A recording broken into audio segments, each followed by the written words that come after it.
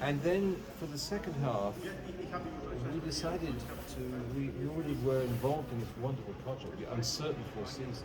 And the idea is, if Vivaldi was writing in 2050 instead of 1730, what would his music sound like if we do nothing about climate change? Because he was writing about nature. So what might nature be like in 2050 if we do nothing? So, for example, the third movement that you heard tonight actually is about, the inspiration is Timișoara in 2050, and then we took other cities on our tour, in România, in Poland, in Skopje, in Macedonia, and to look at what that would be like in Thessaloniki in Greece where we finished this tour. So it's music, but if you like, it's music plus.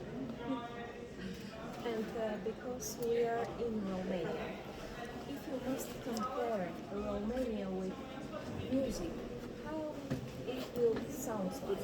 Well, I have to tell you, a few years ago, the orchestra played a concert in one of the great festivals in the world, which is the BBC Proms in London. And we had 3 Romanian musicians in the orchestra then. And we did a little project playing side by side with young British players. And I said to the Romanians, at the end of this, just start playing your music. Because here in Romania, you still own your musical tradition. You still have a line that stretches back to it. We have these wonderful players, they just stood up and they improvised. And that's something very special, I think, that you have in Romania, and that it's really worth keeping, don't lose it. Please tell us a little bit more about these young people. We know that they are from different countries. What else? So every year for 3 months the orchestra goes around to all 27 EU member states to audition.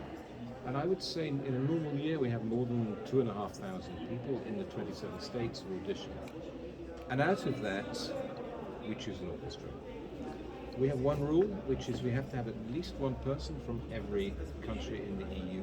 And apart from that, it's, if you like, it's meritocratic. But it's not just about this orchestra, and I think you will have heard it this evening, it's not just about virtuoso playing. It's also about the energy and the spirit. And actually in the auditions we have something which is called the EUYO quality. And sometimes that is just potential. Sometimes a player arrives very quiet, very timid, but our judges have decided that they have a potential to come out. And I think you'll see this evening, there's a kind of, it's, you know what it is? We're trying to make the European Union tangible. Because often when you see all these politicians come together, it looks a little bit bureaucratic. I'm sure they don't mind me saying. So what we do is we try and bring Europe alive. We try and show what Europe is really like when we all work together. And you know, that's so important at the moment. We only have to think of terrifying events happening to the northeast of here and realizing that we have to work together, and that is what this orchestra does. Thank you very much.